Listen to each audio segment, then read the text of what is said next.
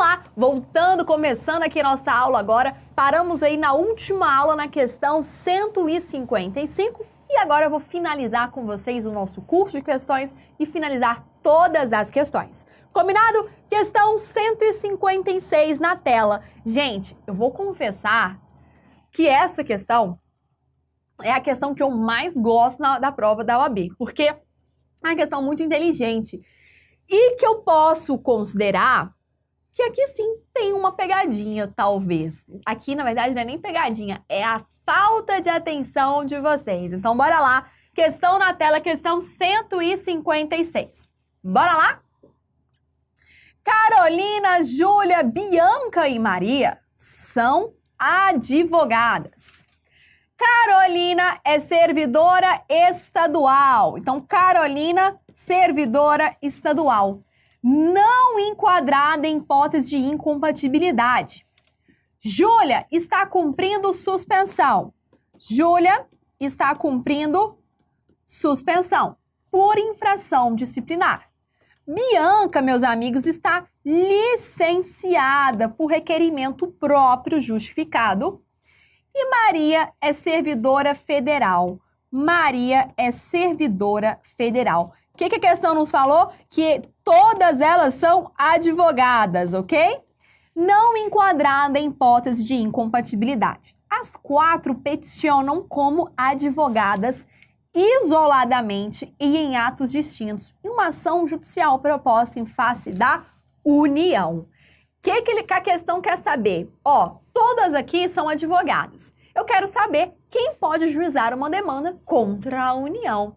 Vamos lá? Carolina, servidora estadual, suspensão, licenciada e uma que é servidora federal. Responde para mim, amigos. Diante desta situação, de acordo com o estatuto, são válidos os atos praticados. Letra A, por Carolina apenas. Letra B, Carolina e Bianca. Letra C, Carolina, Bianca e Maria. E por fim, letra D, Carolina, Júlia, Bianca e Maria. Eita, fala pra mim, pessoal. Vamos analisar. Primeiro ponto que eu tenho aqui. Carolina, servidora estadual, pode advogar? Pode. Por quê? Porque a questão falou que Carolina, servidora estadual, não está enquadrada no rol de incompatibilidade. Se não é incompatível, ela é impedida. Mas neste caso, pode atuar, só não pode atuar contra a entidade que a remunera. A União remunera um servidor estadual? Não, quem remunera é o próprio Estado, então pode. Letra, vamos falar de Júlia. Júlia está cumprindo suspensão. Durante o período de suspensão, ela pode advogar? Não, nem Júlia e nem Bianca. Suspensão e licença, enquanto você estiver nesse período, você não pode advogar. Então, cuidado, pessoal da OAB, que está pensando aí que pode advogar. Não, não pode. E depois, a última aqui, que é Maria, que é uma servidora federal. Maria pode postular contra a União, gente? Claro que não, porque Maria, ela pode advogar em causa própria, mas ela não pode postular contra a entidade que lhe remunera, que no caso aqui é a própria União. Gabarito, alunos? Gabarito letra A. Apenas Carolina pode advogar. Questão aí está prevista lá no artigo 40, parágrafo único do nosso estatuto, e também temos aí o artigo 30, inciso 1º da Lei 8.906 de 94. Então, você tem que entender quais são os incompatíveis e quais são os impedidos. E a questão foi muito boa com você. Falou que não estava enquadrados os servidores em rol de incompatibilidade. Portanto, eram impedidas. Só tinha que observar. Quem remunera? A União? Então, não pode advogar. O Estado que remunera? Então, pode advogar contra a União. Tudo bem? É essa atenção sutil que você tem que ter aí na prova, tá? Separe as informações, não queira marcar logo rápido e avançar para a próxima, porque isso vai fazer com que você erre, principalmente uma questão como essa, beleza? Eu adorei essa questão quando cai na prova, achei que foi uma questão sim, que quis saber se você tem ou não domínio do conteúdo. Próxima questão, questão 57, que foi uma outra questão que eu gostei muito que caiu na prova. E é uma questão que sempre eu falo que essa questão, gente, quando caiu na prova, eu falei, eita, o examinador tá me acompanhando nessas aulas do YouTube, o examinador tá comprando o meu curso, porque, gente, é do jeitinho que eu coloco em sala de aula. Então, quando caiu, eu falei, ele me acompanha. Bora lá pra tela. Questão 157. O Conselho Seccional X da OAB criou 10 subseções e uma caixa de assistência dos advogados. Dentre as subseções, inclui-se a subseção Y, cuja área territorial abrange o município. Considerando a hipótese narrada, analise as afirmativas a seguir e assinale uma única correta. Letra A. O Conselho Seccional X é dotado de personalidade jurídica própria. Já a caixa de assistência e a subseção não possuem personalidade, caracterizando-se como parte autônoma do Conselho. Letra B, vamos cá. O Conselho da Seccional X e a caixa de assistência são dotados de personalidade própria. Já a subseção não possui personalidade, caracterizando-se como parte autônoma do Conselho. Letra C, vamos lá. O Conselho Seccional X, a caixa de assistência e a subseção não possuem personalidade. Trata-se de um órgão da OAB, o qual é dotado de personalidade jurídica. E letra D, o Conselho Seccional, a caixa e a subseção possuem cada qual personalidade jurídica própria. E aí, pessoal, o que você marca como questão gabarito correto? Letra C, né? Vamos ver aqui a letra C? O Conselho Seccional e a Caixa e a Subseção não possuem? Não, não é assim, é a letra B de bola, né? Porque eu sei que apenas o Conselho Federal, o Conselho Seccional e a Caixa de Assistência que tem personalidade. A subseção não tem. Então, olha o que a questão fala. Fala isso, ó. O Conselho X e a Caixa têm personalidade. A subseção não tem. Gente, isso aqui é cópia da minha aula, né? A gente vai para a estrutura que nós montamos. Conselho Federal com representação nacional. Vamos lá para o Conselho Seccional e o Conselho e a subseção. Vamos que montar a estrutura? Ó, Conselho Federal. É só você relembrar o seguinte. Relembra assim, o único órgão da OAB que não tem personalidade jurídica é a subseção. Ponto. Isso você consegue gabaritar em prova, tá? O único órgão que não tem personalidade, que tem autonomia, que é o famoso gerente de uma loja, é a própria subseção. Não tem aí personalidade, apenas autonomia. Então, eu tenho o Conselho Federal, o Conselho Seccional, que mais? E a subseção, que é o que temos aqui na C, ó. O Conselho Seccional e a Caixa têm personalidade? Tem. A subseção não possui. Caracterizamos como parte autônoma do Conselho? Perfeito essa questão. A subseção, ela tem autonomia. Ela não tem personalidade jurídica. Qual que é a diferença entre ter personalidade e ter autonomia? Quando eu falo que você tem autonomia para executar um trabalho, uma autonomia para trabalhar em algo, você tem a capacidade de gerenciar aquilo. Então, eu falo gerente de uma loja. O gerente de uma loja pode gerenciar uma subseção, né? Aliás, gerenciar uma loja em si, né? Então, ele vai verificar os horários dos funcionários, enfim, qualquer outra diligência. O que um gerente não pode fazer? Vender uma loja e tomar uma decisão aí que compete ao proprietário, que neste caso é a famosa personalidade jurídica. Então, quando a subseção recebe o pedido de uma inscrição de um advogado, a decisão quem toma é o Conselho Seccional, porque é ele quem tem esse poder de decidir decisório decorrente da personalidade jurídica, tá? Então, cuidado aí, que é uma questão muito boa em tela. Tá lá, gente, a remissão dessa questão, a remissão legal, tá lá no artigo 60 aí do Estatuto da OAB, a partir do artigo 54, você já consegue ver questões de competência. É só o capítulo Organização e Competência da OAB, você já mata essa questão, que são as características do próprio Conselho Federal, Conselho Seccional e também da subseção. Perfeito? Vamos voltar para a próxima questão aqui, vamos lá. É sim. Então, a questão 158 é uma questão repetida da 157, tá? Vamos pular para a próxima, que é a 158, por favor. Bora lá. Viviane, Paula e Milena. Essa questão é uma questão sobre a advogada gestante. Fique atento aí. A advogada gestante está previsto no artigo 7º-A do nosso Estatuto da OAB e também aí que foi inovado pela Lei 13.363 de 2016. Gente, cuidado com relação a isso aqui, porque se você for para uma prova da OAB sem ter o domínio do artigo 7º-A e sem ter o domínio das inovações, corre o risco de você errar questões fáceis, tá? Então, bora para a questão 159 na nossa tela. Viviane, Paula e Milena são advogadas. Vivi acaba de dar à luz. Paula adotou uma criança e Milena está em período de amamentação. Bora lá. Diante dessa situação, de acordo com o Estatuto, assinale a opção correta. Letra A. Vivi e Milena têm direito à reserva de vaga nas garagens dos fóruns dos tribunais.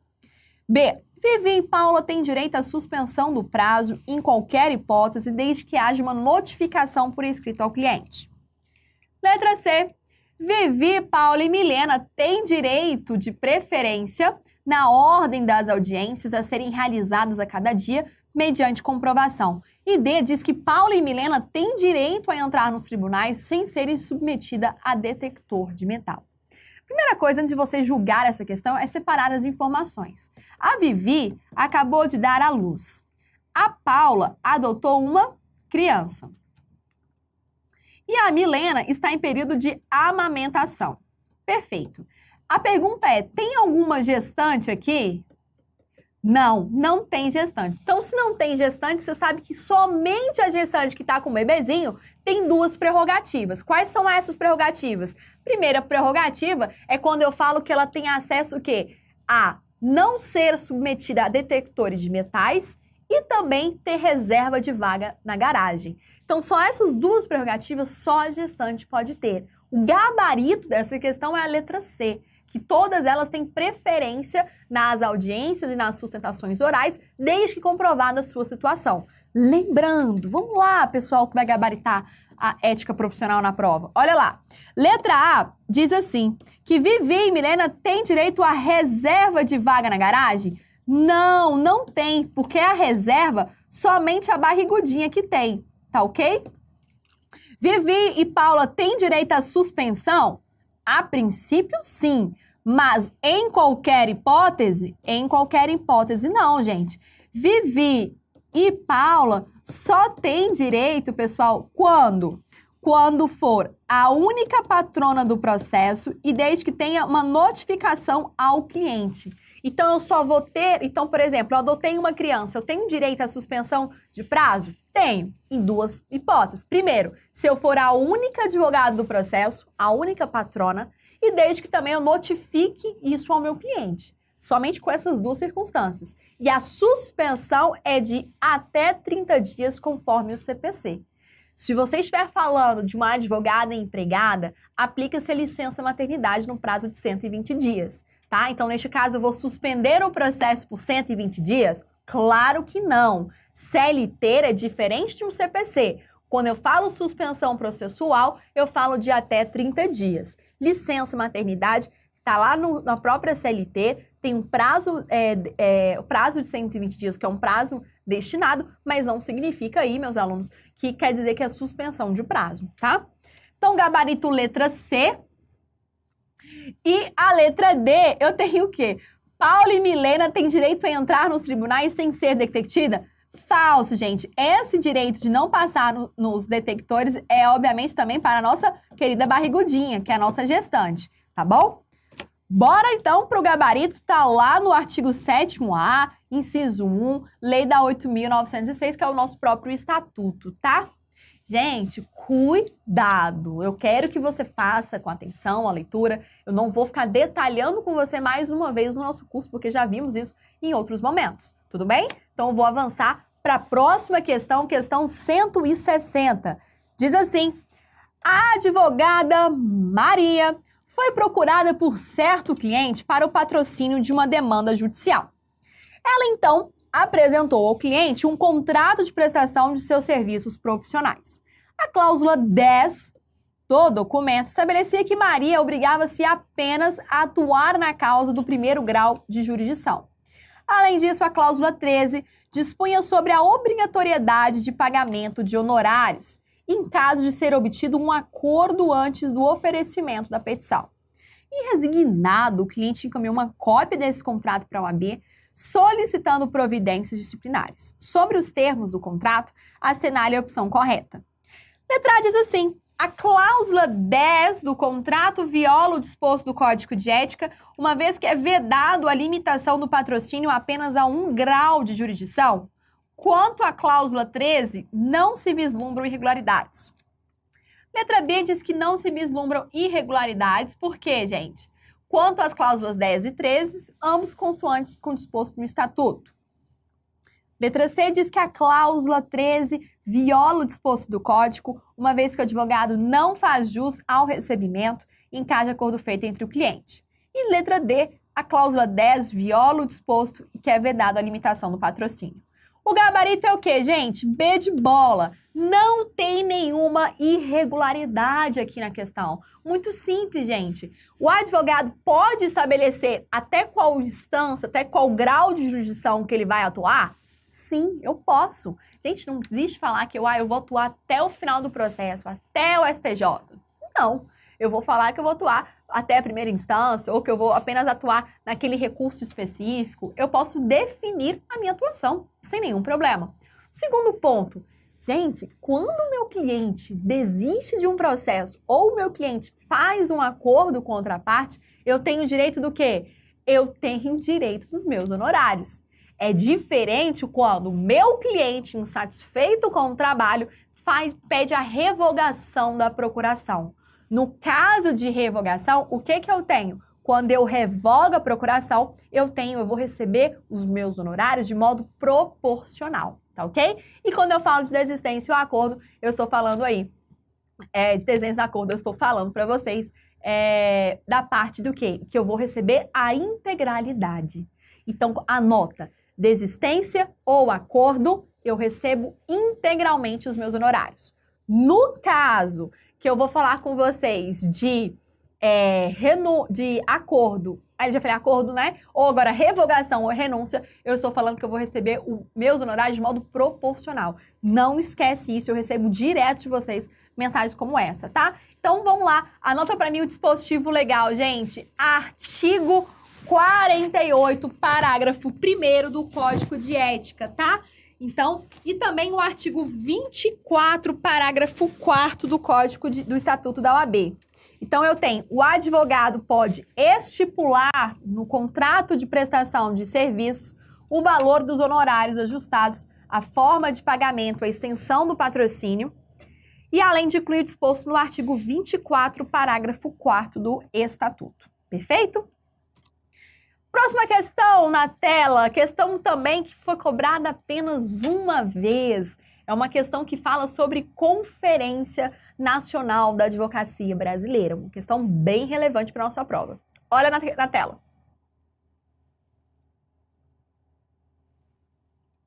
No ano de 2017, deverá se realizar a Conferência Nacional da Advocacia Brasileira.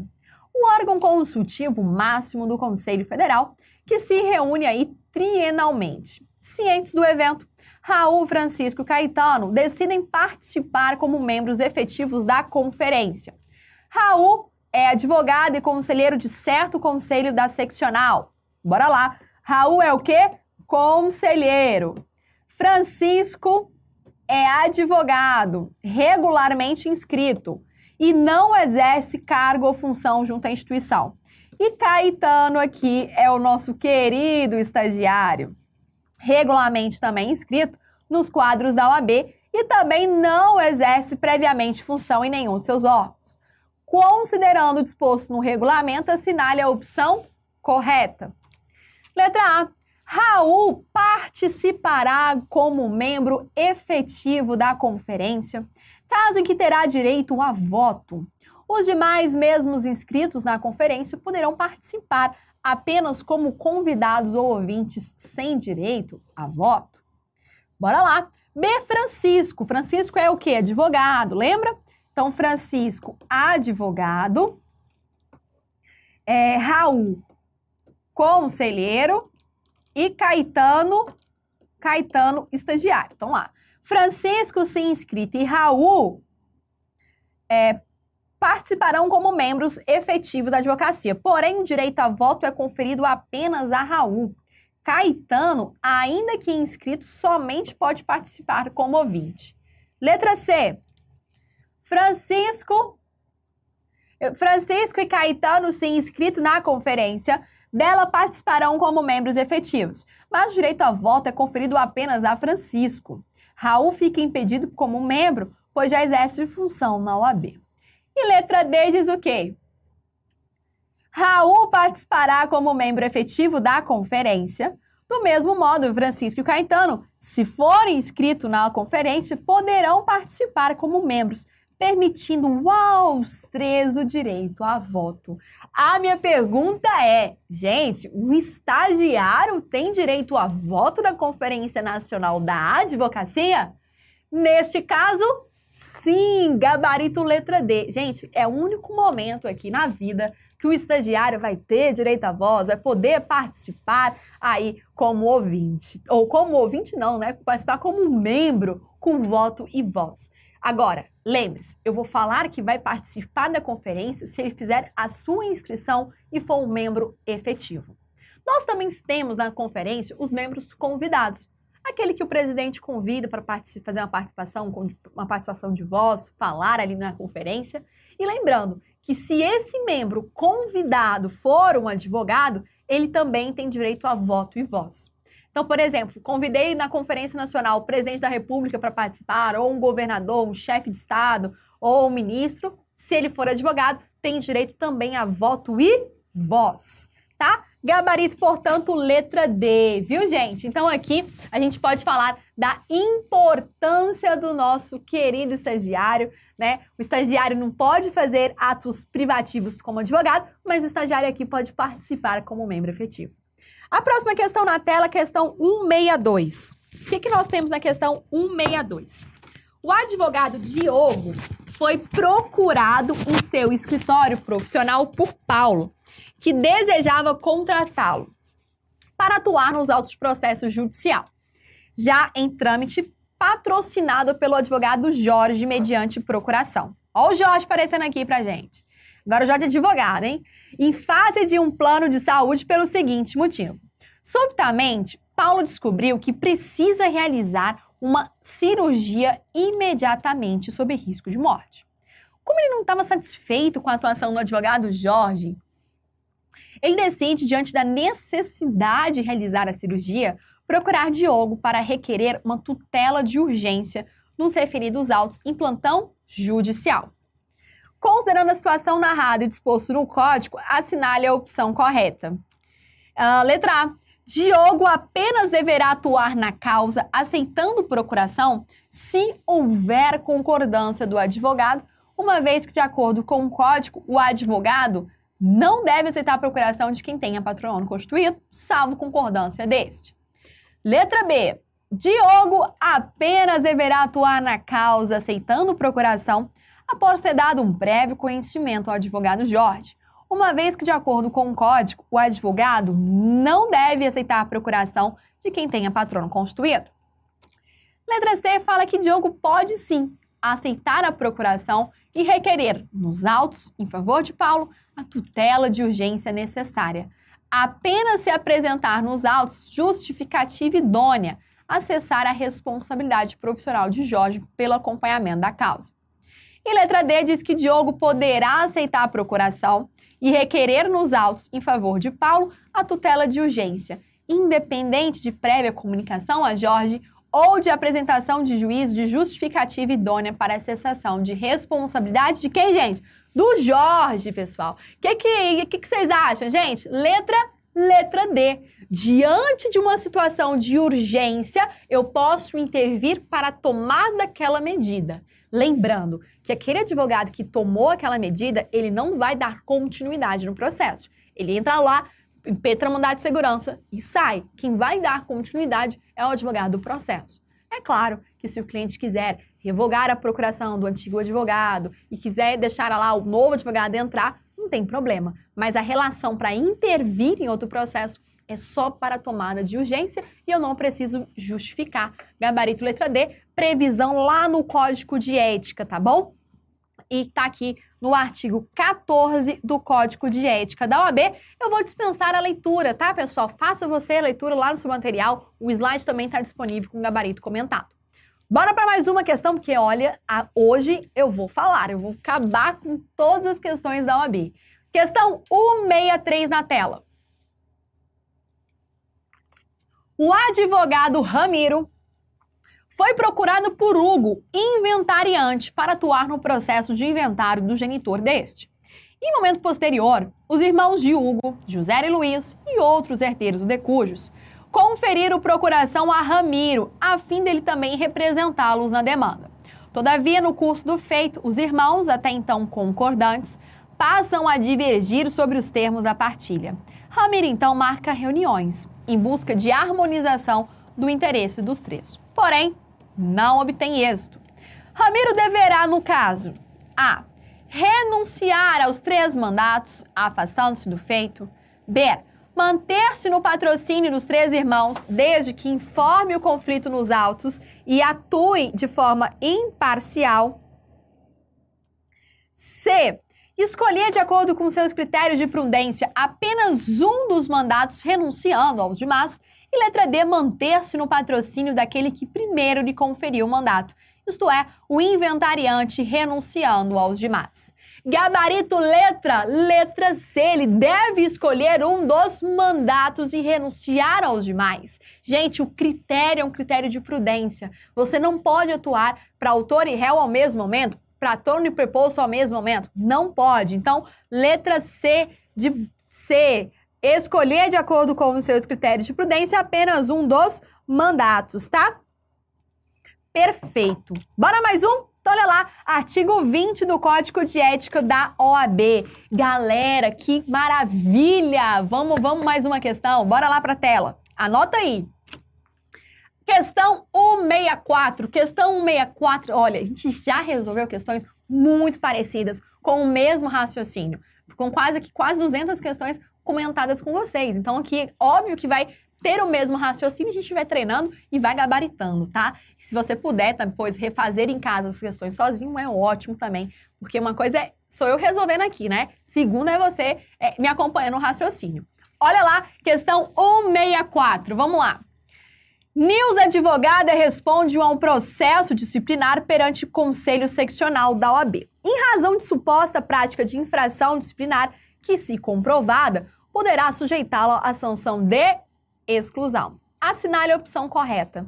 Diz assim: o processo disciplinar instaurado em face de Nilza tramita em sigilo até o seu término, só tendo acesso às suas informações as partes, defensores e autoridade. Letra B. O processo disciplinar instaurado em face de Nilza, ele é público, sendo facultado o acesso aos autos a qualquer advogado regularmente inscrito.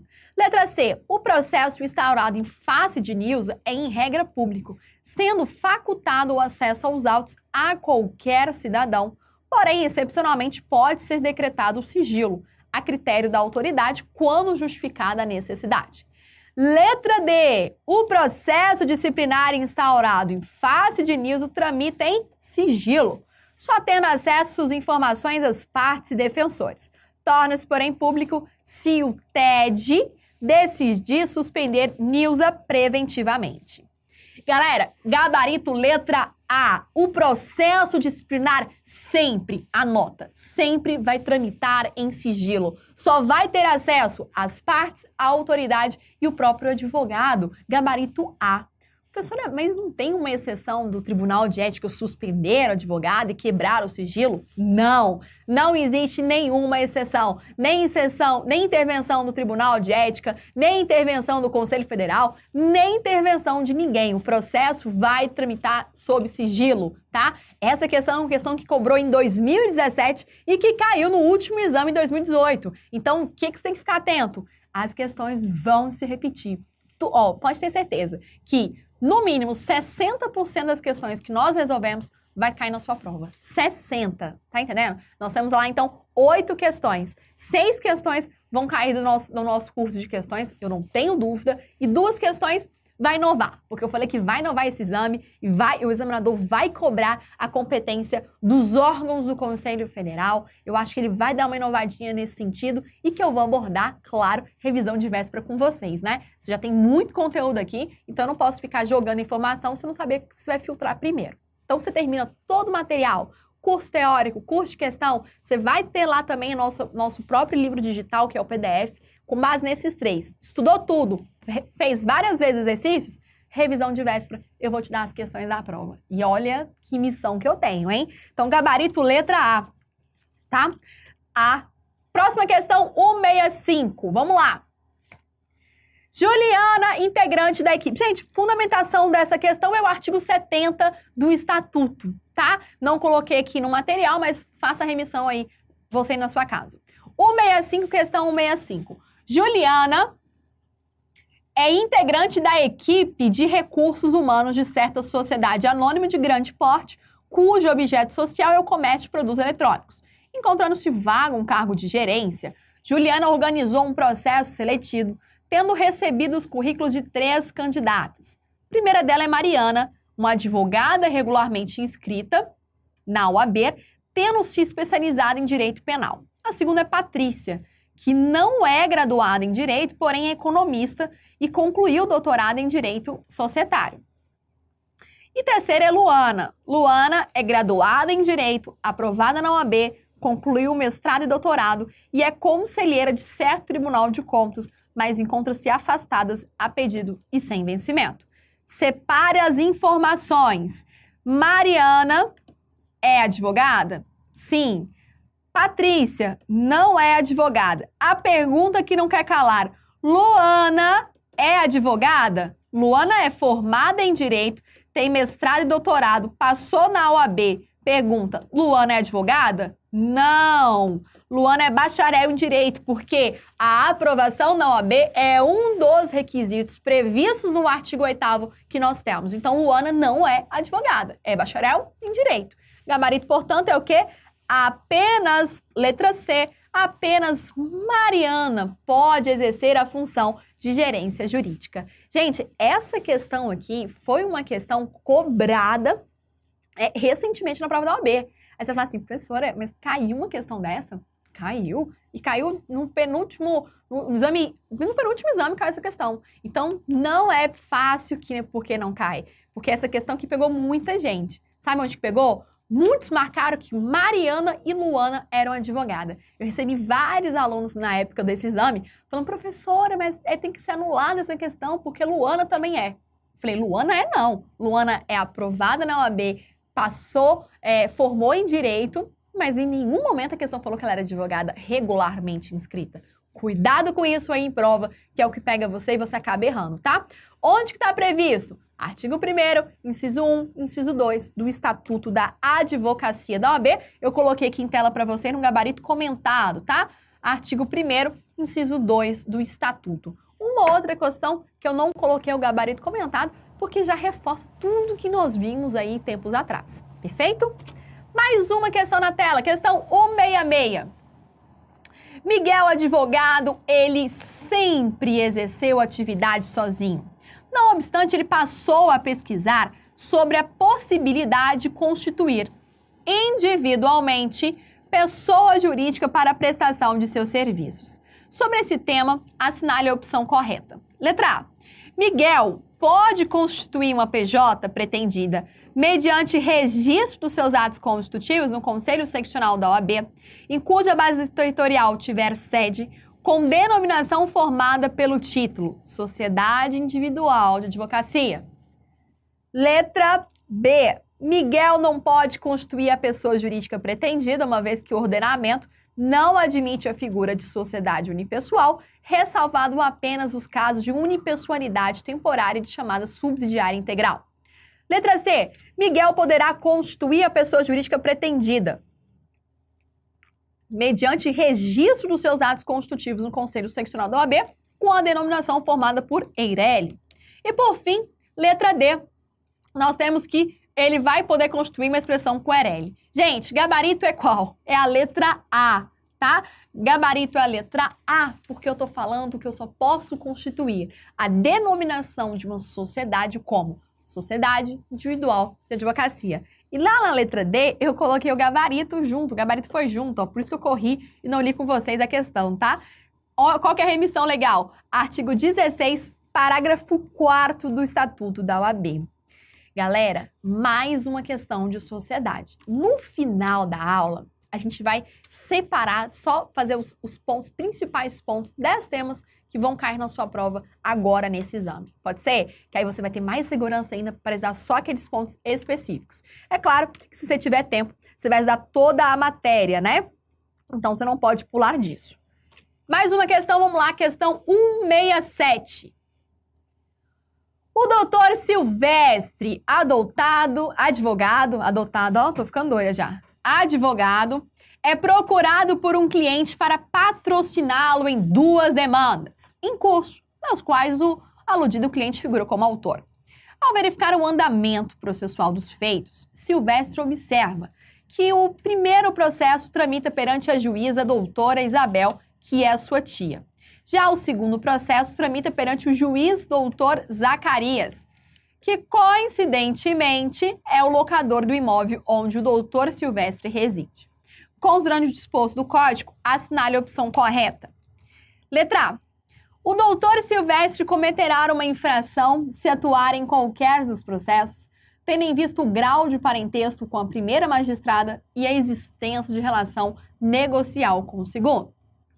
A letra B diz que, olha, o doutor vai cometer infração apenas se atuar perante a juíza doutora Isabel, tendo em vista que o grau de parentesco com a magistrada. Quanto ao segundo processo, não há vedação ética ao patrocínio da demanda. Letra C. O doutor cometerá uma infração apenas se atuar no processo que tramita perante o juiz, o doutor Zacarias, tendo em vista a existência de relação negocial com o magistrado. Quanto ao primeiro processo, não há vedação ética ao patrocínio da demanda. E letra D diz que o doutor Zacarias não vai cometer infração se atuar em ambos os feitos, pois as hipóteses de suspeição e impedimento versam sobre o seu relacionamento com as partes e não com os advogados. Então, o gabarito é qual, gente? Letra A.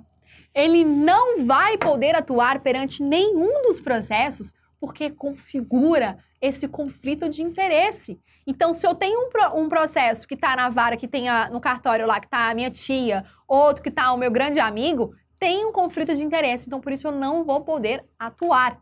É uma questão pura de processo civil dentro aqui do Estatuto, mas que também há previsão no nosso material. Eu coloquei para você aí a remissão lá do Código de Processo Civil, o artigo 145, mas também no nosso Código de Ética nós temos aí a menção lá na parte de direitos, a relação com o cliente, para que não configure essa captação de clientela, tá? Vamos mais uma questão, próxima questão na tela, questão 168, olha lá. Diogo é estudante de Direito com elevado desempenho acadêmico. Ao ingressar nos últimos anos do curso, é convidado por um ex-professor para estagiar em seu escritório. Inscrito nos quadros de estagiário da OAB e demonstrando uma alta capacidade, Diogo ganha a confiança do sócio do escritório e passa a, isoladamente e sob a responsabilidade do advogado, atenção, o que o estagiário passou a fazer, gente? Retirar e devolver autos em cartório, assinando a respectiva carga, visar atos constitutivos de sociedades para que sejam admitidas a registro, obter junto a escrivão e chefe de secretaria certidão de peça ou autos de processos em cursos ou findos, assinar petições de juntado de documento a processo judicial ou administrativo e subscrever embargos de declaração opostos em fase de decisões judiciais. O que mais? Considerando as diversas atividades desempenhadas por Diogo isoladamente sobre a responsabilidade do advogado, o que o advogado pode fazer, gente? O que o estagiário pode fazer? Vamos lá. Antes de você responder essa questão, você tem que saber quais são os 3 atos previstos, privativos do estagiário previsto no regulamento. Eu tenho a obtenção de carga e devolução dos autos, eu tenho obter cópia de certidões nas varas e também a petição juntada de documentos. Somente esses 3 atos. Bora responder? Letra A. O estagiário pode retirar e devolver autos em cartório, assinando a respectiva carga, bem como, vem cá, visar atos constitutivos de sociedade para que sejam demitidos a registro. Falso. Ato privativo visar atos constitutivos é um ato privativo de quem? Do advogado. E o estagiário, pessoal, ele não substitui a figura do advogado. Então, cuidado muito com isso, tá? Letra C fala o que para letra B? Diz assim, que o estagiário pode obter, junto a escrivão e chefe de secretaria, certidões de peças ou autos de processos em cursos ou findos, bem como assinar petição juntada a processos judiciais ou administrativos. Olha, vamos lá. Primeiro, ele pode obter, junto a escrivão, certidão de peça em processo, em curso ou findo? Pode. Ele também pode assinar petição de juntada em processo judicial e administrativo? Claro, gabarito, portanto, letra B. Muitos alunos ficaram inseguros nessa questão porque achou que o estagiário não poderia atuar na esfera administrativa. Claro que ele pode, não é só judicial. Olha a letra C. A letra C fala que ele pode obter junto a escrivão e chefe de secretaria certidão de peça ou auto de processo findo, mas ele não pode em curso, mas não de processos em cursos. Claro que ele pode. Bem como subscrever embargos. Subscrever qualquer ação judicial pertence ao advogado. Tá ok? E a letra D fala o quê, gente? Assinar petições de juntadas de documento a processo, mas não a processo administrativo. A letra D foi marcada por muitos alunos, porque eles acharam que processo administrativo não pode, só pode ali o próprio advogado. Cuidado com o peguinho aí, com esse ponto bem interessante aí da prova.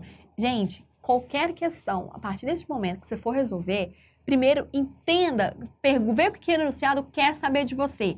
O que o estagiário pode fazer? São só 3 atos. Coloca do seu lado para que o nervosismo não te atrapalhe. E aí você vai ganhando mais confiança, tá? E a gente tem lá no artigo 29 do Regulamento Geral da OAB. Anota aí, deixa esse material anotado com vocês. O que o estagiário pode fazer? Gente, está sendo fundamentado. Artigo 29 do Regulamento Geral da OAB. Que é que fundamente o que? A remissão legal já foi feita e também o que o estagiário pode fazer.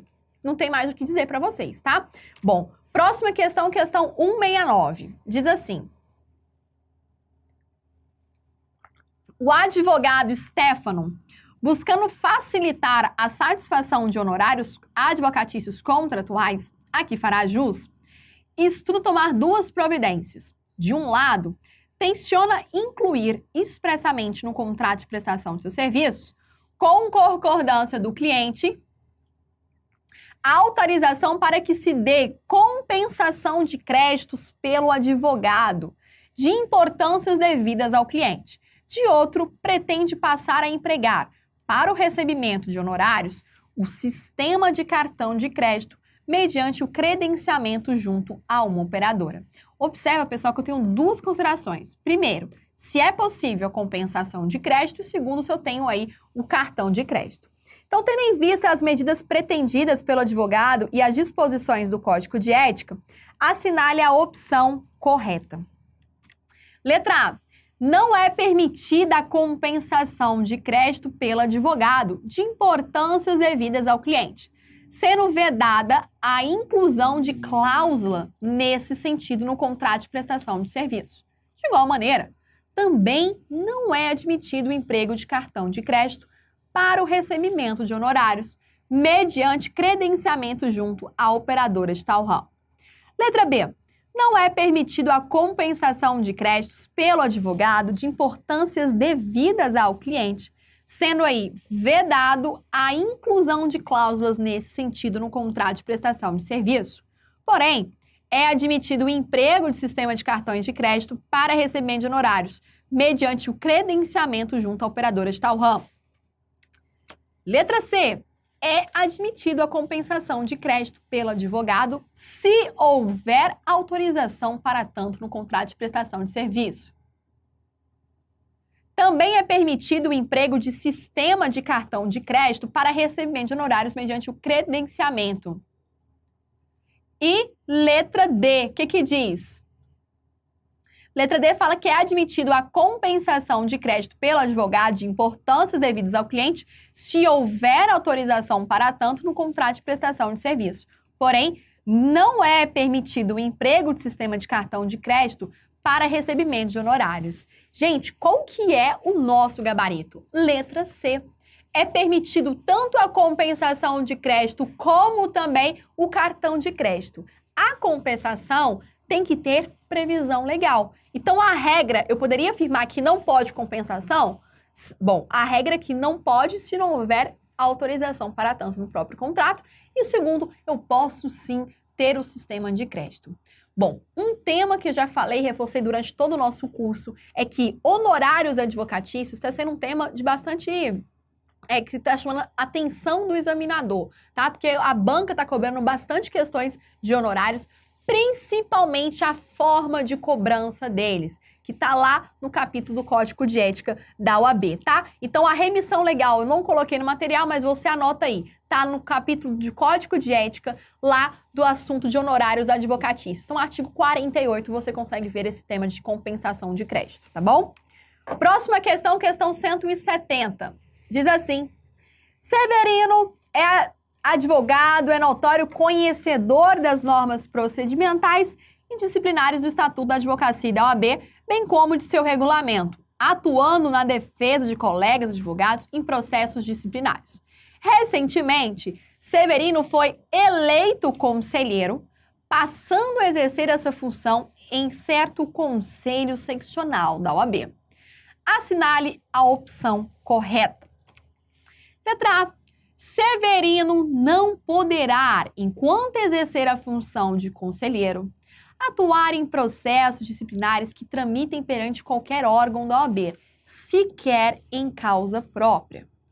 Letra B diz que Severino não poderá, enquanto for conselheiro, atuar em processos disciplinares que tramitem perante o conselho seccional onde exerce sua função. Porém, perante os demais conselhos, não há vedação à sua atuação em causa própria ou alheia.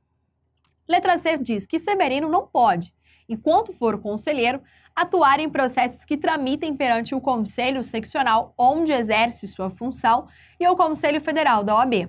Porém, perante os demais conselhos, não há vedação. E a letra D diz o quê, gente? Que Severino não pode, enquanto exercer a função, atuar em processos que tramitem perante qualquer órgão da OAB, exceto em causa própria. Eita, que essa questão, gente, foi uma questão que caiu também em 2017, uma questão cruzada bem difícil. O gabarito é a letra D, gente, tá? Marca por gentileza e eu vou te explicar o porquê e você vai procurar lá no regulamento geral. É assim, no caso, quando eu sou conselheira, eu não posso atuar em qualquer processo da minha escolha. Porque todo processo que entra no conselho tem o quê? A distribuição aleatória do processo.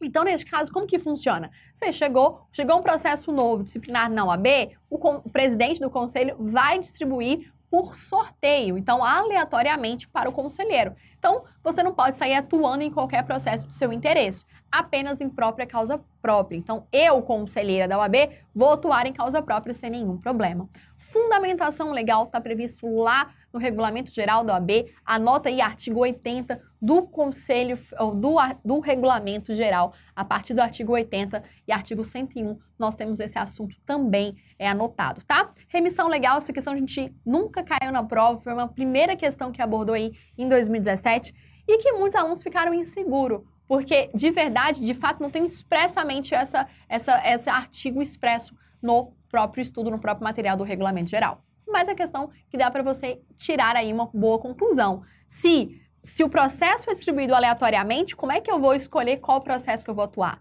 Simples. Se sua mãe, seu avô, um parente seu é processado disciplinarmente, se você querer pegar esse processo para amenizar a pena, isso não vai ser permitido, tá? Próxima questão, mais uma questão sobre honorários. Olha lá.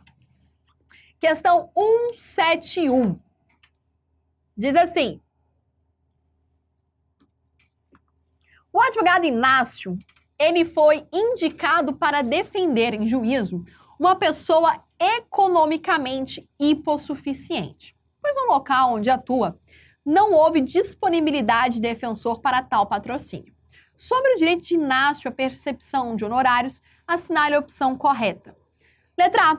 Os honorários são fixados pelo juiz apenas em caso de êxito, de natureza sucumbencial, a serem executadas em face da parte adversa. Letra B. Os honorários serão fixados pelo juiz, independente de êxito, segundo a tabela organizada pelo Conselho Seccional da OAB e pagos pelo Estado.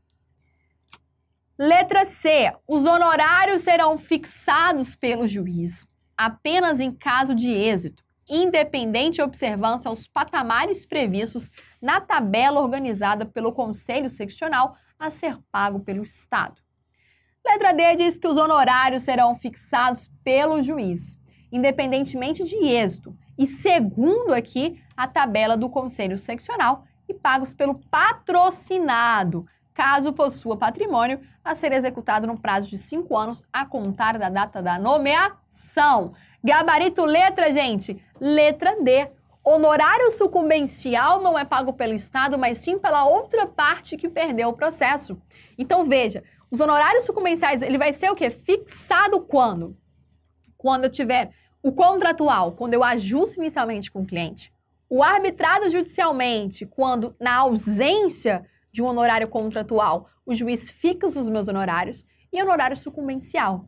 Lembrando que a tabela da OAB é obrigatória, tá? É o termo referencial. Então, o juiz não pode cobrar valor menor do que a tabela da OAB? Não, não pode, tá? É claro que o juiz vai ponderar a condição do processo, a complexidade da causa, a condição financeira das partes, mas a tabela da OAB é de cumprimento obrigatório, tudo bem? Esse artigo, gente, de honorários também tem lá, tanto no Estatuto como eu também tenho no Código de Ética. Então, aqui, desta questão específica, eu estou falando do artigo 22 do Estatuto da OAB. Lá no Estatuto, o capítulo de honorários advocatícios vai tratar sobre os tipos de honorários e a forma de cobrança.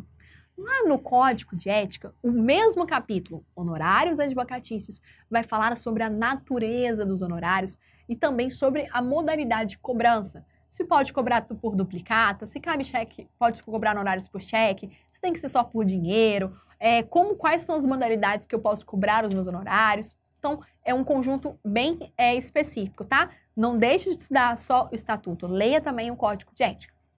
E se você me perguntar, professora, como é que eu faço para estudar nessa reta final de preparação? Só pelo Estatuto é o suficiente? Eu diria que sim, até 2, 3 anos atrás. Atualmente, não. Hoje você tem uma junção da matéria. A base é o Estatuto, que nós estudamos, mas hoje nós acrescentamos com conhecimento de Código de Ética e também do Regulamento Geral. Então, por exemplo, somente no Código de Ética que tem as regras sobre publicidade profissional, sobre advocacia pro bono, sobre desagravo público, sobre Tribunal de Ética e Disciplina da OAB. Então, se cai esse tema e você não estuda o Código de Ética, você não sabe marcar na prova, tá? Professora, e o regulamento? O que ele tem como diferencial? Nada. O regulamento não tem nada como diferencial, ele apenas regulamenta os temas que nós já vimos. Então, se a gente tem a noção do qual é a competência do Conselho Federal, lá no regulamento, ele vem detalhando os órgãos do Conselho Federal, Conselho Pleno, órgão especial, as turmas. Ele vem regulamentando os assuntos que nós já vimos, tá? Então, por exemplo, lá no regulamento, ele fala do estagiário? Fala, mas fala sobre a competência do estagiário, os atos privativos de estagiário, onde, lá no Estatuto, o estagiário nós falamos aonde? nós falamos inscrição do estagiário. Então, o regulamento é para regulamentar mesmo os temas que nós já vimos, tá? Então, cola no estatuto e no código e dá uma revisada no regulamento. Próxima questão, questão 172. Vamos lá. Bora lá? Próxima questão. A questão de honorário, gente, quem vai pagar os honorários... Eita, peraí, rapidão. Eu marquei, deixa eu gabarito errado, deixa eu ver aqui a letra B. Os honorários serão fixados pelo juiz, independente da tabela, segundo tabela organizada e paga pelo Estado. Os honorários advocatícios são divididos em honorários convencionais, honorários de sucumbência, destaques honorários são fixados de acordo com a tabela e de cada conselho seccional. Gente, o gabarito realmente, de fato, ó, vocês me pegaram. Passei percebido? Letra B de bola, gente. Isso mesmo, ó. Ainda bem que vocês são espertos e pega a professora no trisco, né? Porque quando eu tô passando rápido aqui com vocês, gente, honorário, ele independe do êxito, tá? Eu vou receber independente. Então, o gabarito realmente é letra B, tá? Pagos pelo Estado é a interpretação que se faz, mas, de certa forma, o equívoco que eu vejo é porque essa última parte aqui que eu não vi, né? Bom, gabarito letra B mesmo. Independe, pagos pelo Estado, mas, obviamente, é pago pela parte que perdeu, tá? Ela que arca os honorários sucumbenciais. Então, obrigado você que alertou aí, com dúvida a respeito da questão, que a questão é letra B mesmo. Independente. É porque eu não vi, eu achei, quando eu li a letra B, eu já li que precisava aí de ter êxito. Então, eu passei a leitura rápida e não vi essa questão. Obrigada a você que me acertou, que me alertou. E eu até anotei aqui no gabarito comentado, né? O gabarito tá aqui. Graças a Deus você não deixou de passar despercebido, viu, gente? Ufa, muito obrigada. Bom também para acordar você que tá me assistindo, não deixar nenhuma questão passar, e a culpa é do Lucas, tá? Lucas é o culpado, porque o Lucas tem que ser meu auxiliar. Se tá errando a questão, professora, corta aqui o gabarito. Lucas, a culpa é sua, Lucas. Não deixa eu errar a questão aqui não, Lucas. Não me passa essa vergonha, não. Bora lá que eu até acordei, até eu tô arrepiada aqui que eu dei esse deslize. Vamos mais uma questão aí, questão 172, bora lá. Não, bom que eu não passo mais nenhuma agora, gente. Ó, culpa do Lucas. Olha só. Bora lá, que agora a gente acordou mesmo. Questão 172. Lucas, presta atenção aí, Lucas. Deixa eu ler rápido aqui, não. Vamos lá. Bora lá. A advogada Ana encontra-se no 5º mês de gestação. Bora lá, questão sobre advogada gestante. Em razão de exercer a profissão como uma única patrona, nas causas em que atua, ela recém-encontrar algumas dificuldades durante a gravidez e após o parto. Então, vamos lá. Então, vou me concentrar aqui agora, gente. Agora você vai ver. Agora eu vou estar aqui sem nenhum errozinho. Então, letra A, considerando essa questão alternativa, vamos lá. Letra A. O Estatuto da OAB confere a Ana o direito de entrar nos tribunais sem submissão ao detector de metais, vagas reservadas nas garagens onde atuar e preferência na ordem das audiências a serem realizadas a cada dia e suspensão dos prazos quando der à luz. Pessoal, para você não errar e ler rapidamente, como eu li aqui na última questão, vamos separar as informações, tá? Então, eu vou ler cada ponto separando, porque se ler rápido, a gente erra a questão de imediato. Porque a gente está presumindo uma questão. Então, letra B diz que o Estatuto não dispõe sobre direitos especialmente conferidos a advogadas grávidas, mas aplicam-se a Ana as disposições da CLT relativa à proteção à maternidade e à trabalhadora gestante. Letra C diz que o Estatuto confere a Ana o direito de entrar nos tribunais sem submissão aos detectores de metais de preferência na ordem das audiências, mas não dispõe sobre vagas reservadas. E, por fim, letra D diz que o Estatuto confere a Ana o direito de entrar no tribunal sem submissão aos detectores, preferência na ordem das audiências e vagas reservadas nas garagens, mas não dispõe sobre suspensão de prazo. Antes de responder essa questão, o que a gente faz? A gente separa as informações. Quais são as informações que nós temos? Primeiro, o que a advogada pode fazer? Direito a reserva de vaga na garagem e também direito de não ser submetida a detector de metais. Além disso, eu te pergunto, a advogada gestante tem direito à suspensão de prazo? Como regra, ela tem. Nós sabemos das condições, mas direito ela tem. Gabarito, vai, vamos lá. Gabarito, professora, letra A, gente, letra A.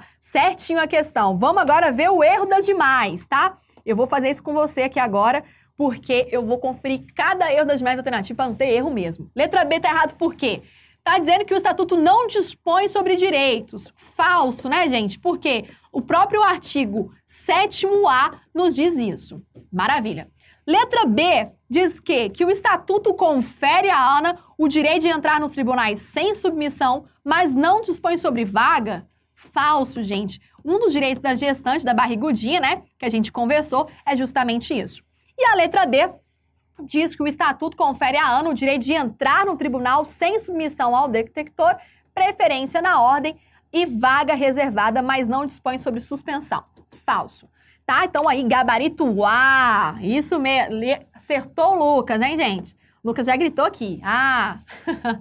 Vamos lá? Artigo 7º-A, parágrafo 3º da lei do estatuto. Não vou fazer remissão, que a gente já conversou sobre isso.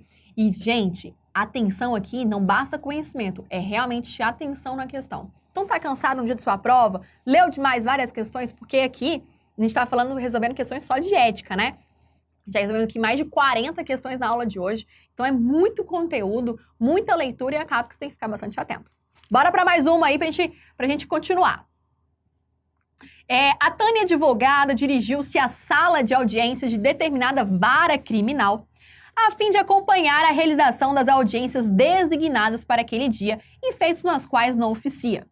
Tânia verificou que os processos não envolviam segredo de justiça e buscou ingressar na sala de audiência no horário designado. Não obstante, certo funcionário deu-lhe duas orientações. A primeira é que ela não poderia permanecer no local se todas as cadeiras estivessem ocupadas, pois não seria, atenção, autorizada a permanência do advogado em pé, a fim de evitar tumulto na sala. A segunda orientação foi no sentido de que, caso ingressasse na sala, Tânia e seus demais presentes não poderiam sair até o fim de cada ato, salvo se houvesse uma licença do juiz, para evitar que a entrada e que a saída atrapalhasse o regular andamento. Considerando isso, assinale a opção correta. Vamos lá, gente. Letra A. A primeira orientação viola os direitos, pois Tânia possui o direito de permanecer, mesmo que de pé, na sala de audiência. Todavia, a segunda orientação coaduna-se com o poder-dever do magistrado de presidir e evitar tumulto no ato, não violando por si direitos normatizados no Estatuto. Letra B fala que a segunda orientação dada pelo funcionário viola, pois Tânia possui o direito de retirar-se a qualquer momento, independente de licença do juiz, da sala de audiência. Todavia, a primeira orientação coaduna-se com o poder-dever do magistrado de presidir e evitar tumulto no ato, não violando por si direitos do Estatuto. Letra C, pessoal. Ambas as orientações violam os direitos assegurados pelo Estatuto ao advogado, pois Tânia possui o direito de permanecer, mesmo que de pé, na sala de audiência, bem como de se retirar a qualquer momento, independentemente de licença. E letra D fala que nenhuma das orientações viola os direitos ao advogado, pois se coadunam com o poder-dever do magistrado de presidir e evitar tumulto. Galera, acerta pra mim, Lucas. Gabarito letra C. Aqui, ambas as orientações violam, gente, a condição aqui do advogado. Primeiro, eu posso entrar na audiência e ficar sentado ou em pé, independentemente de licença do juiz. Relembre, alunos, não existe hierarquia entre o juiz, o advogado e o próprio Ministério Público. Todo mundo é igual. Não há que se falar que tem uma restrição, uma sala reservada que você não pode entrar. O advogado pode entrar em tudo. Não existe essa subordinação, muito menos essa limitação quanto ao direito, tá? Beleza? Mais uma gabaritada aí. Gabarito letra C, previsto aonde? Artigo 7º, inciso 7º do Estatuto. Fica acordado aí. Vamos lá para mais uma questão. Olha essa daí. O Conselho Seccional Y da OAB, entendendo pela inconstitucionalidade de certa norma, em face da Constituição da República, subscreve indicação de ajuizamento de uma ADI. Ó, essa questão é que você fica, eu não sei esse assunto, você fica um pouco inseguro. Ó, endereçando ao Conselho Federal da OAB.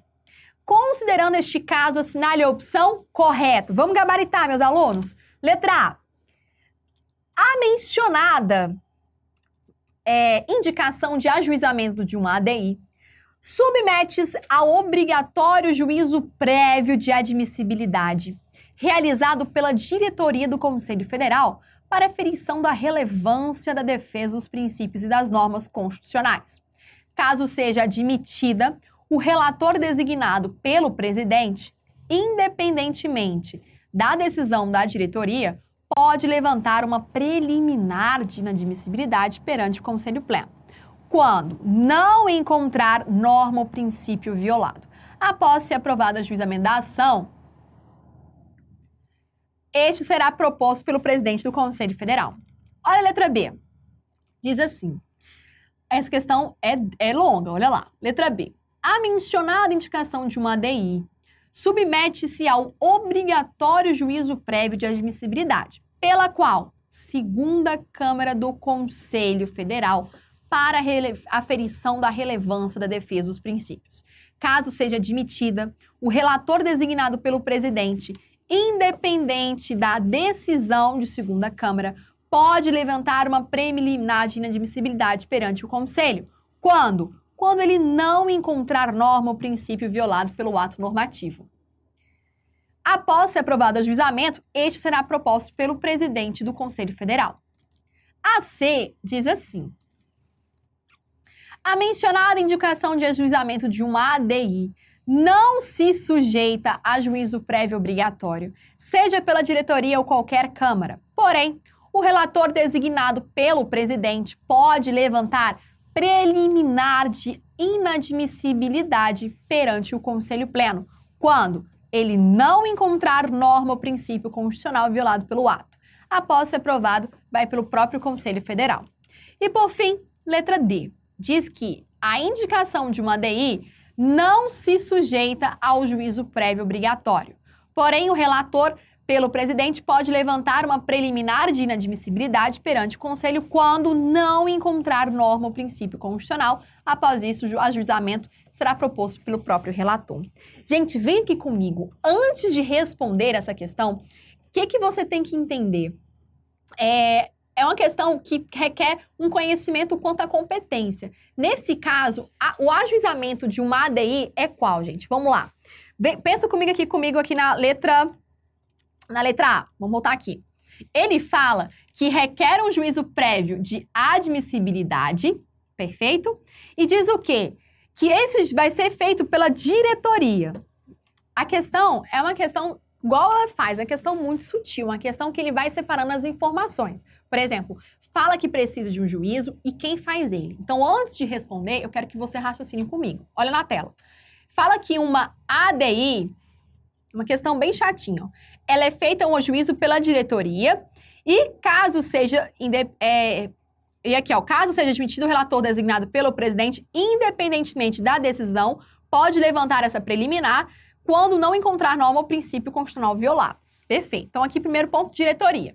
Segundo, a segunda fala o seguinte, ó. A mencionada ADI é feita pela segunda Câmara do Juízo de Admissibilidade. Terceiro, vai falar que não se sujeita a juízo prévio obrigatório de admissibilidade, porém o relator pode levantar essa inadmissibilidade. E a letra D também fala a mesma coisa. Então, qual que é a diferença, professora, entre a C e a D? Olha a letra C. Fala que não se sujeita a um juízo prévio, sendo a admissibilidade feita pela diretoria ou qualquer Câmara do Conselho. A letra D fala que não se sujeita a um juízo prévio pela diretoria ou qualquer Câmara. Porém, o relator designado... Aliás, deixa eu ler a C de novo para te mostrar a diferença aqui, porque você não vai conseguir visualizar. Diz assim, que a mencionada indicação de uma ADI não se sujeita a juízo prévio obrigatório de admissibilidade, seja pela diretoria ou qualquer Câmara do Conselho. Porém, o relator designado pelo presidente pode levantar essa preliminar perante o Conselho que? Pleno. Quando não encontrar a norma, após ser aprovado o ajuizamento, essa ação será proposta pelo presidente do Conselho Federal. Letra D. A mencionada indicação de uma ADI não se sujeita ao juízo, sendo proposta pela diretoria ou qualquer Câmara. Porém, o relator designado pelo presidente pode levantar quando não encontrar. Aí aqui vem aqui, ó. Aqui que é a diferença, ó. Após se aprovado o juizamento da ação, essa será proposta pelo relator designado. O que diferencia a C pela D é quem vai propor. Quem vai propor é o presidente da casa, gabarito letra C. Gente, eu vou confessar pela primeira vez que é uma questão mais chatinha. É uma questão que está lá no regulamento geral, lá na parte competência do Conselho Pleno, especificamente o artigo 126, tá? Para vocês que está previsto isso aqui. Isso foi uma única questão na prova desses 8 anos da FGV e que eu quis reforçar com vocês sobre a ADI. Quem tem a possibilidade de propor, propõe o próprio presidente, tá? Então, gabarito letra C é uma questão realmente que requer aí conhecimento. Por isso que eu falei, e nós vamos estudar na revisão de véspera, nós vimos esse assunto na aula teórica, que também tem aí no seu material escrito, tá? Mas é uma questão que eu vou reforçar, que eu estou sentindo, e anota, que a OAB, essa prova vai cobrar a competência dos órgãos do Conselho Federal. Então, a gente já estudou competência da primeira turma, segunda turma, órgão especial e Conselho Pleno. Eu tô sentindo que vai cair a questão desse assunto, porque é uma questão muito inédita, que nunca foi caído na prova, tá? Que nunca caiu na prova. Então, é uma questão que realmente não é legal, mas eu quis colocar aqui no nosso curso de questões para a gente relembrar a competência de ajuizamento. Questão 175, vamos lá. Olha lá.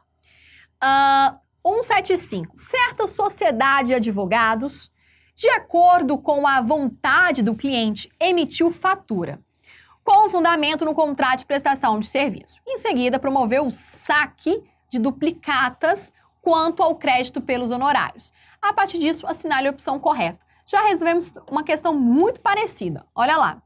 Letra A. É vedada a emissão de fatura com fundamento no contrato de prestação, bem como não é autorizado o saque de duplicadas quanto ao crédito pelo honorário advocatício. Letra B. É autorizada a emissão de fatura com fundamento no contrato, se assim pretender o cliente, sendo também permitido que posteriormente seja levado a protesto. Todavia, é vedado o saque de duplicatas quanto ao crédito pelos honorários advocatícios. C. É autorizada a emissão de fatura com fundamento no contrato de prestação de serviço, se assim pretender o cliente, sendo vedado que seja levada a protesto. Ademais, não é permitido saque quanto ao crédito pelos honorários. E por fim, letra D diz o quê, gente? Que é vedado a emissão de fatura com fundamento no contrato, mas é permitido que posteriormente seja levado a protesto. Ademais, é permitido saque de duplicatas. Gente, mais uma questão que aí está previsto, olha para mim, lá no contrato de honorários, gabarito é a letra C, tá bom? É autorizada a emissão com fundamento aí de que a gente tem a autorização da emissão de fatura e nós também podemos o quê? O saque de duplicatas, que é isso expressamente vedado. Artigo, anota para mim, por favor, artigo 52 do Código de Ética. Você vai ter como tarefa desse curso revisar os honorários de advogados lá no Código de Ética e também no nosso material, tá? Vamos avançar que eu tenho muita questão para resolver com vocês ainda. Bora lá. Questão 176.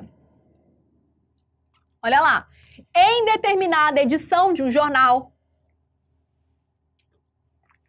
de grande circulação, foram publicadas 2 matérias subscritas, cada qual pelos advogados Lúcio e Frederico. Lúcio assina, com habitualidade, uma coluna no referido jornal, em que responde semanalmente a consulta sobre matéria jurídica.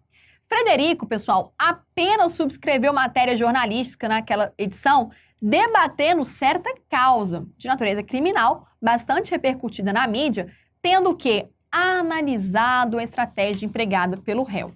Com base nisso, assinale a opção correta. Letra A. Lúcio e Frederico cometeram infração ética. B. Apenas Lúcio cometeu infração. C. Apenas Frederico cometeu infração. E D. Nenhum cometeu a infração. Também uma questão aí que pegou muitos candidatos, muitos alunos aí na prova. O que você acha, pessoal? Você acha que todos cometeram ou nenhum cometeu? Gente, letra A. Tanto Lúcio como Frederico cometeram a infração ética, tá? Por quê? Olha lá. Lúcio responde semanalmente questão. O que está errado aqui, professora? Não pode um advogado ser um mensalista numa TV, por exemplo. A TV Globo, Jornal Nacional, contrata só um advogado para responder algumas consultas. Não pode. Eu tenho que ter essa eventualidade, não semanalmente, essa frequência em debater. O segundo erro, que, gente, aqui, para quem não tá lendo, realmente não consegue aí responder. Qual que foi o erro de Fred? Professor, ele não pode participar de uma coluna? Ele pode. Ele não pode debater um tema específico a fins educativos, como uma forma de educar, uma forma informativa? Pode. O erro do advogado foi comentar a estratégia processual de um outro advogado. Isso você não pode. Eu quero debater o caso X. Você pode? Pode. Você não pode falar da estratégia do advogado, criticar ali aquele profissional, ou até mesmo elogiar. Isso não pode e está previsto aonde, gente? Está previsto no artigo 42 do Código de Ética, tá? Da OAB. Agora, vamos mais uma questão aí, uma questão para a gente treinar para não passar nenhuma. Olha lá, questão 176. O advogado Genaro exerce suas atividades em sociedade de prestação de serviço sediada na capital paulista. Todas as demandas patrocinadas por Genaro tramitam perante juízos com competência em São Paulo. Todavia, recentemente, a esposa de Genaro obteve um trabalho no Rio de Janeiro. Após buscarem a melhor solução, o casal resolveu que fixaria sua residência, com ânimo definitivo, na capital fluminense, cabendo então o Genaro continuar com as suas funções aonde? Em São Paulo. Nos dias em que não tem atividade, o advogado Valentes de Pontiaria retorna então para casa, que é onde? No Rio de Janeiro. Olha a pergunta, pessoal, questão fácil. O Estatuto da OAB impõe que Genaro requeira a transferência principal como advogado para o Rio de Janeiro? Letra B. O Estatuto impõe que Genaro requeira inscrição suplementar como advogado junto ao Conselho do Rio? Letra C. O Estatuto impõe que Genaro requeira a inscrição como advogado ao Conselho Federal. Letra D fala que o Estatuto não impõe a transferência de sua inscrição ou inscrição suplementar. Gabarito letra? Letra D. Não existe essa condição. Se ele apenas mudou o domicílio dele, mas não foi o domicílio profissional, eu não tenho que falar em transferência ou inscrição suplementar. Ficou claro? Às vezes o aluno pensa, se você se mudou, você tem que mudar a inscrição? Depende. Vamos sempre olhar o domicílio profissional do advogado, o local onde ele exerce a profissão, tá? Gabarito aí, artigo 10 do nosso estatuto. Próximo, questão 177. Vamos lá, chegando aí ao final da nossa aula. José Carlos Santos, advogado, dirigiu-se ao MP a fim de tomar apontamento sobre a investigação criminal em andamento, conduzindo pelo parquê em face de seu cliente em que foi decretado sigilo. Dias depois, José Carlos foi à delegacia no intuito de examinar e retirar cópias de autos de certo inquérito, em curso no qual também foi decretado o sigilo instaurado por um cliente seu. Consoante isso, assinale a opção correta. Em ambos os casos, José deverá apresentar procuração tanto para tomar apontamentos sobre a investigação em trâmite perante o MP, quanto também para examinar e retirar cópias. Letra B. Vamos separar, antes de a gente ir para as questões, vamos separar as informações? José é o quê, gente? Advogado e dirigiu-se ao MP a fim de tomar apontamentos sobre uma investigação em curso, em face do seu cliente, e esse andamento, esse processo, foi decretado sigilo. Sempre que cair sigilo na prova, vai puxar o quê, meus alunos? Procuração, tá? Dias depois, José foi à delegacia para examinar e retirar cópias em curso, no qual também foi decretado sigilo. Aí, vamos lá. Letra A. Em ambos os casos, deverá apresentar procuração para tomar apontamentos em trâmite perante o MP, quanto para examinar e retirar cópias. B. Apenas é necessário que José apresente procuração para tomar apontamentos em trâmite, não sendo exigível para apresentação e retiração de cópias. Fala a letra C que apenas é necessário que José apresente procuração para examinar e retirar cópias, não sendo exigível a apresentação de procuração. E letra D diz que não é necessária a procuração. Marca para mim, então, o gabarito letra A. Falou que o processo é sigilo e são os dois processos? Só lembre, eu preciso de procuração. Não há exceção, tá? Gente, para aliviar a tensão da nossa aula, né? Muito conteúdo, muita informação. E são informações variadas, né? Uma hora a gente fala de honorários, outra hora a gente fala de sociedade, outra hora a gente fala de competência, outra hora fala de ADI, e aí você fica perdidinho na Silva. Então, para aliviar, eu vou te dar uma dica de chute. Mas, ó, não conta pra ninguém não, porque senão o povo vai falar que eu só tô dando tanto chute aqui na aula. Olha só, como é que você pode chutar? Olha essa questão aqui. Na questão, nós temos a alternativa B, C e D, a B, a C e a D como negativa, né? Fala que não, fala apenas expressões restritivas e, obviamente, expressões negativas. Apenas a letra A é uma expressão positiva, que fala que ambos podem o quê? Pode atuar, mas deve ter procuração. Quando você tem expressões que limitam apenas, somente, sempre, nunca, você vai ter o quê? Hipótese alguma, expressões que limitam negativa. E se tiver apenas uma positiva, que é o caso que contraria as demais, você marque como gabarito. Então, veja, 3 negativas e uma positiva, a positiva foi o nosso gabarito. É uma sugestão de chute que você vai chutar lá no Rosenval, lá em ambiental, lá em filosofia. Aqui não, tá ok? Então, aqui você marca a letra A como nosso gabarito. Então, temos aí artigo 7º, parágrafo 21 e parágrafo 10. Vamos mais uma questão? Vamos lá. Questão 178 na tela.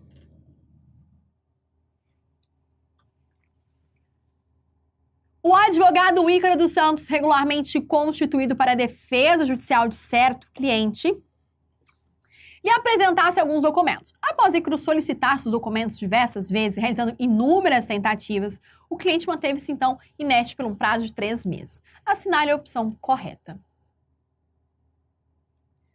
Letra A. Diante da inércia do cliente, o código dispõe que se presume, então, extinto automaticamente o mandato. Letra B. Diante da inércia do cliente, o código dispõe que é recomendado a renúncia ao mandato. Ainda de acordo com o diploma, a renúncia deve ser feita com a menção do motivo. Letra C fala que diante da inércia, o código dispõe que é recomendado ao advogado peticionar nos autos, solicitando a intimação pessoal do cliente para apresentação dos documentos. Apenas após o ato se mantida a inércia, presume-se extinto o mandato. E letra D fala que diante da inércia, o código dispõe que é recomendado a renúncia. Ainda de acordo com o diploma, a renúncia é feita sem motivo que a determinou. Gabarito é o quê? Letra D de dado, D de Profidani, pessoal. Por quê? Porque aqui, se eu renuncio em procuração, eu não preciso justificar o motivo, entendeu? Então aqui, se ele desapareceu, não está dando sinal de vida, eu vou renunciar e me desvincular daquele processo. Gabarito letra D de dado, lá no artigo 10 do Código de Ética da OAB, tá?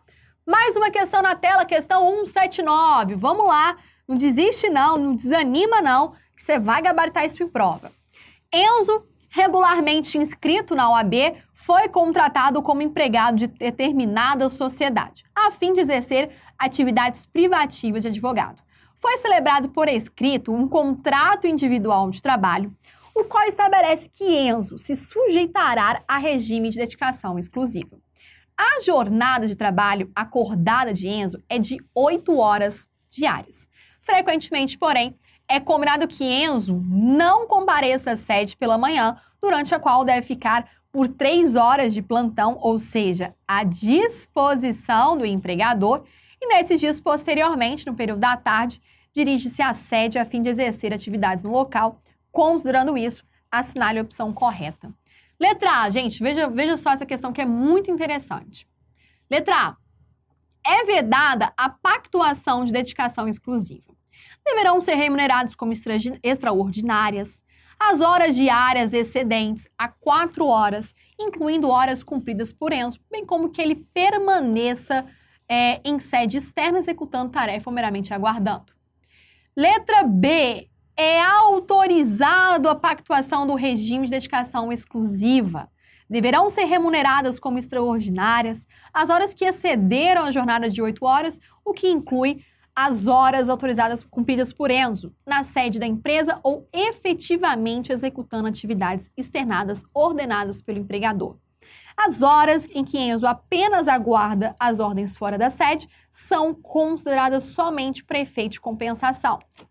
Letra C fala que é autorizada a pactuação do regime, deverão ser remuneradas como extraordinárias as horas que excederão a 8 horas diárias, o que inclui tanto as horas cumpridas por Enzo da empresa, como também as que permanecem em sede externa, executando tarefa ou meramente aguardando. E letra D diz que é autorizada a pactuação de regime, deverão ser remuneradas como extraordinárias as horas que excederem a jornada de 9 horas diárias, o que inclui as horas cumpridas.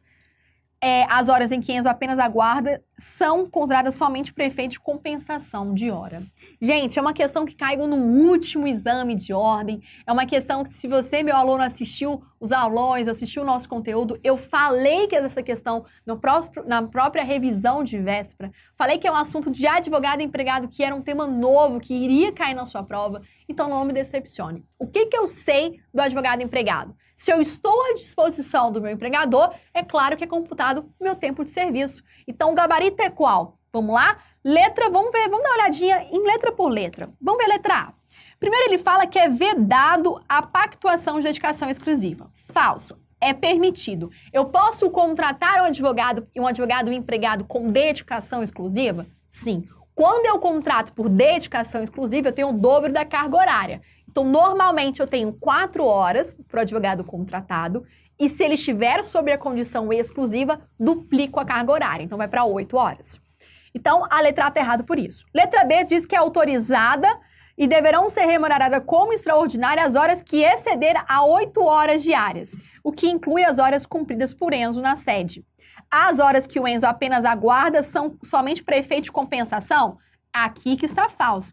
As horas que ele estiver à disposição computa no tempo de serviço. Letra C diz o quê, gente?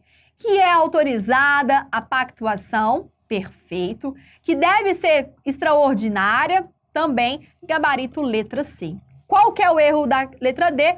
Falar que é 9 horas e temos aqui 8 horas e dizer que é compensação, não. É computado o tempo de serviço também. Então, gabarito letra C está lá no artigo 20, parágrafo 1º do nosso estatuto.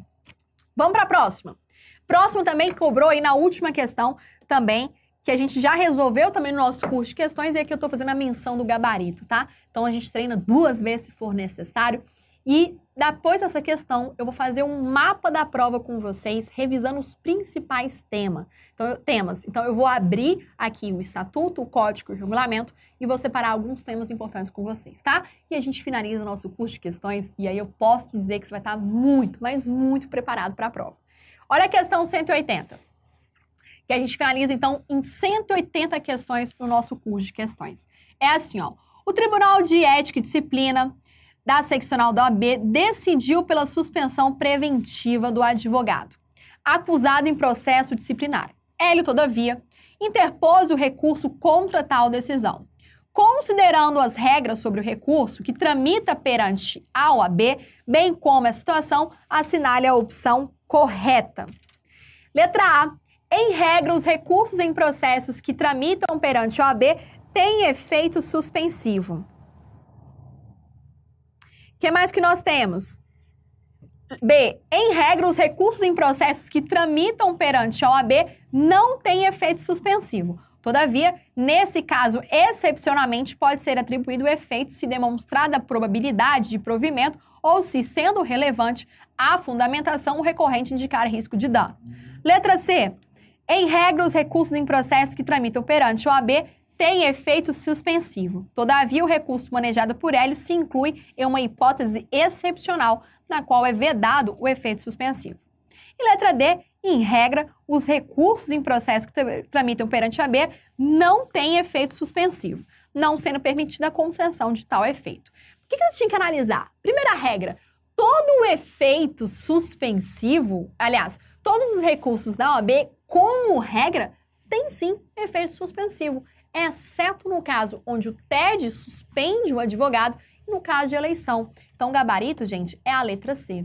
Vamos te explicar isso, que é uma exceção lá prevista no artigo 77 do Estatuto. É cópia literal do Estatuto da OAB. Então, você, meu aluno, não pode deixar de anotar isso no seu material. Por que na eleição, professora, o recurso não tem natureza suspensiva? Sabe por quê? Porque no recurso, gente, o que nós temos aqui? Na eleição, eu tenho um prazo para terminar aquela eleição. Então, se não termina no prazo previsto, vai comprometer, então, a gestão do próximo ano. Então, por isso que eu não suspendo os recursos que são interpostos durante a eleição, verificado qualquer irregularidade. Tá ok? Então, cuidado com isso. Essa questão é uma questão muito boa, uma questão também que nós te falamos na revisão véspera de prova, e eu dei esse tema para vocês, que é uma questão também super inédita. Então, esse curso nosso é um curso muito completo, né? A gente estudou toda a teoria. Então, vamos falar como que você tem que concentrar os seus estudos a partir de agora. Eu quero que você anote aí os temas importantes de cada instrumento normativo. Lá no Estatuto, eu quero que você coloque atividades da advocacia, artigo 1º, artigo 5º. Eu quero que você vá lá para o capítulo de direitos dos advogados, artigo 6º e 7º, é obrigatório. Vai anotar aí, sociedade de advogados, artigo 15 até o artigo 17. Vai anotar também o que, pessoal? Você vai anotar, além de sociedade, você vai anotar infrações e sanções disciplinares, artigo 34. Para facilitar e para não cansar minha mente, vamos abrir aqui, gente. Vamos abrir aqui. Vamos abrir aqui para vocês a internet aqui para a gente dar uma olhada no Estatuto. Estatuto da Advocacia e da OAB. Você consegue enxergar direitinho? Você consegue, Lucas? Enxergar a lei? O Lucas disse que consegue. Então, vamos lá. Planalto, gente. Planalto, porque a gente vai baixar sempre do Planalto. Então, é a Lei 8.906 de 94, né? Perfeito, tá aqui. O que você vai fazer com o seu material?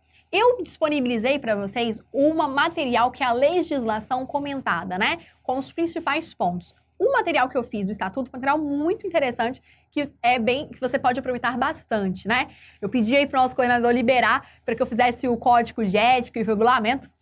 E aí, então, você tem aí que reforçar com o nosso coordenador, que é o Ricardo Torques. Vá lá falar com ele. Professor, pede para a professora Dani apresentar de novo o código de ética comentado, só o dispositivo, que a gente faz um aulão sobre isso. Tudo depende de você. Se você pedir, o nosso coordenador libera. E lembrando também, pessoal, que no nosso curso, que todo o material fica disponível, está disponibilizado para vocês, tá? Simulado, correção, tudo que a gente precisa. Então, vamos lá para a tela, para a gente ter aqui do nosso Estatuto. Capítulo 1, eu quero que você anota aí. Atividade de advocacia, artigo 1, 1º ao 5º. Isso para nosso esse exame de agora, tá? Artigo 6º e 7º também vai cair na sua questão, vai cair na prova. Vamos descendo. Próximo tópico aqui que nós temos é o da inscrição. Da inscrição eu vou pular, não precisa anotar, tá bom? Então, só anota o que eu falar. Falei atividade de advocacia, direitos dos advogados. Você vai anotar o próximo aqui, sociedade de advogados, tá? Artigo 15 até o artigo 17. Anota que vai cair. O próximo tema que vai cair também é honorários advocatícios, artigo 22 do Estatuto. Lembrando, atualizando, eu estou no Estatuto da OAB. O que mais que nós vamos falar? Incompatibilidade e impedimento, vem aqui comigo. São poucos artigos, né? Então, claro que você vai estudar toda a matéria, você já estudou isso comigo. Mas eu acredito que neste exame não vai cair esse assunto. Mas reforce, tá? Então, vou colocar para você estudar. Porque se o professor fala que não vai cair, você não estuda, né? Então, coloque aí incompatibilidade e impedimento. Coloque infrações e sanções disciplinares, que nós já estudamos no curso que, quando eu estudo direitos dos advogados, artigo 6º e 7º, automaticamente eu estou estudando o artigo 34. Então, é um estudo combinado. Então, vai cair também.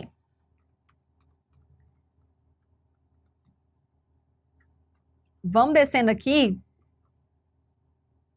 Eu quero que você estude a competência do Conselho Federal, a competência da seccional Caixa de Assistência e também da subseção, beleza?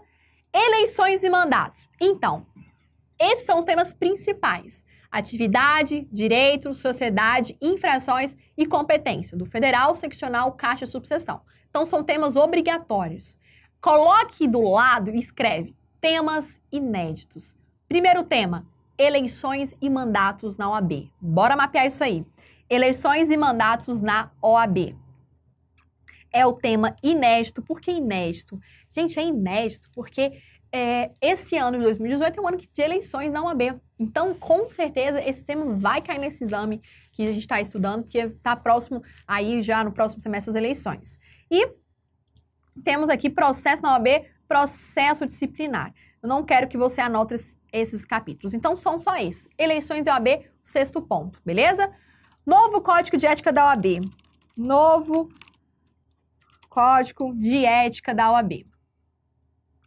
Abre aqui comigo, você vai saber se é novo, porque a resolução é número 2 de 2015. Se você colocar aí Código de Ética da OAB, entrar no site da OAB ou qualquer outro e tiver que esse código é antigo, é antes de 2015, é um código desatualizado, tá? Bora lá pra tela. Outro ponto para você saber se é um código atual ou não é saber se vai ter desagravo público, se vai ter advocacia pro bono. A advocacia pro bono tá dentro do Código de Ética. Então aí você consegue matar a questão, tá? Próximo aí, vamos lá então para a tela. Vamos lá.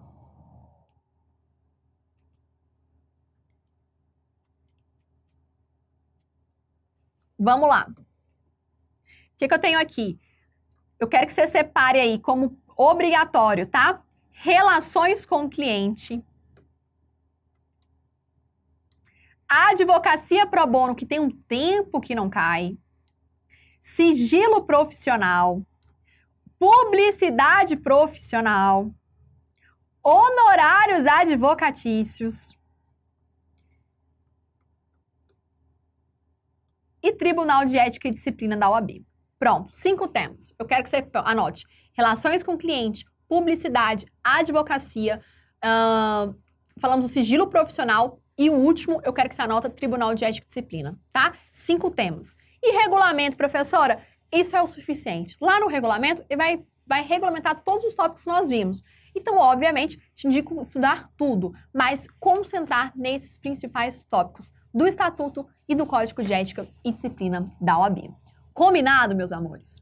Então é isso. Eu vou agradecer imensamente a sua participação, a sua confiança durante o nosso curso, o carinho que vocês diariamente me deixam nas redes sociais ou me deixam no fórum dos alunos, né? Eu gosto demais de receber esse carinho, esse feedback de vocês, porque cada dia a gente vai melhorando cada vez mais, vai treinando mais técnicas, mais didáticas e, é claro, tentando aí gabaritar por completo a prova.